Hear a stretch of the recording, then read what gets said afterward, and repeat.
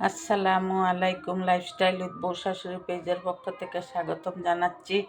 আমি একটা ব্যাটার গুলিয়ে নিয়েছি বেসন, চালের আটা ও ডিম দিয়ে। বাকি মশলা তো দিয়েছি। আর ব্রেড এইরকম আমি চিকন চিকন করে কেটে নিয়েছি। এখন নাস্তাটি বানাবো। এই পাউরুটির স্লাইসগুলো আমি ব্যাটারে চুবিয়ে বেগুনির মতো ভেজে নিচ্ছি। এভাবে খেতে অনেক ভালো লাগে, মুচমুচে হয়। প্রথমে বেসন, চালের গুঁড়া, সব ধরনের মশলা এবং একটু ডিম ফেটিয়ে নিয়েছি।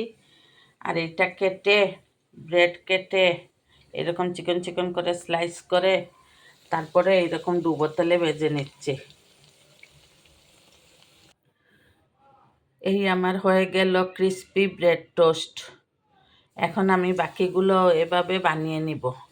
লাইফস্টাইল উইথ বউ শাশুড়ির পাশে থাকবেন, আমাদের জন্য দোয়া করবেন, আমরাও আপনাদের জন্য দোয়া করব। আল্লাহ হাফেজ। আসসালামু আলাইকুম ওয়া রাহমাতুল্লাহি ওয়া বারাকাতুহু।